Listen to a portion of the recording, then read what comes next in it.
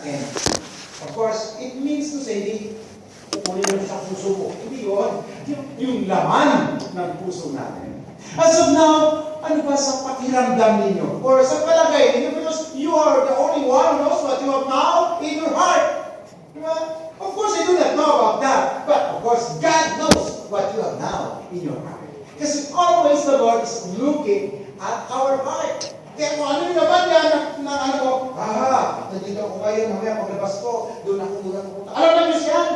Oh, di ba? Pero nangyari ko, talaga magbibigay ko yan kasi kailangan ko ito at kailangan kong lumago sa aking pananampalataya. And also God knows. God knows everything. Even kahit na mga buhok natin yan. Kahit nakalbo ka pa, alam ba niya? Sinabi pa. Diba? Sinabi pa. Yes! Nothing may verify. Sa macho, tiga, sa Kaya macho. nga, gusto Bilang ng buhok.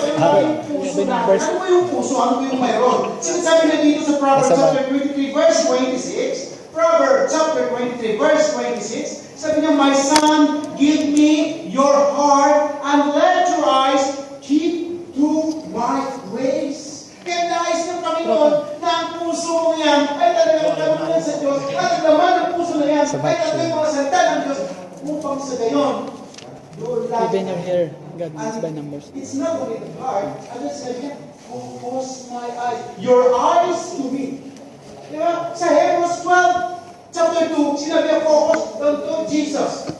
Iulit na naman niya doon. Kaya napakahalaga mga kapatid na kung ikaw o tayo bilang anak ng Diyos ay dapat talaga na ang ating laman ng ating puso ay tanging salita ng Diyos naman.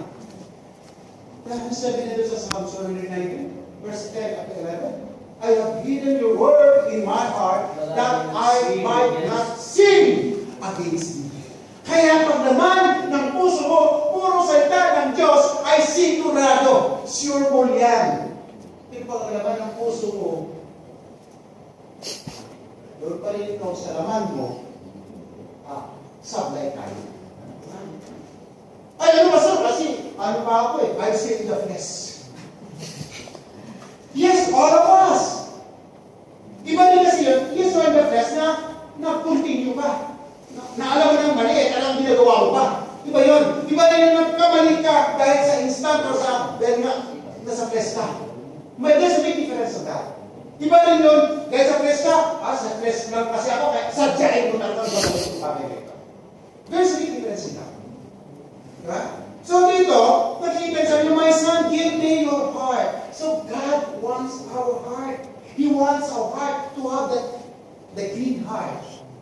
Even though kahit na magsama kahit 1895, marami kang kasalanan sa oras na ito at humingi kami ng kapatawaran, still God needs that heart. Pero, ganyan kabuti ang Diyos sa atin. Sinasabi dito sa Isaiah chapter 1 verse 18, I will make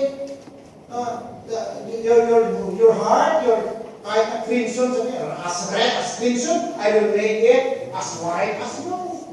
Ganyan kabuti ang ating Panginoon.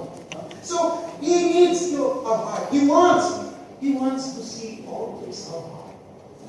Laging malinis ang laman dapat ng ating puso.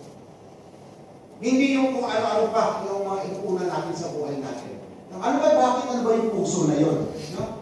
Our heart, you have to remember that it is at the center of our heart.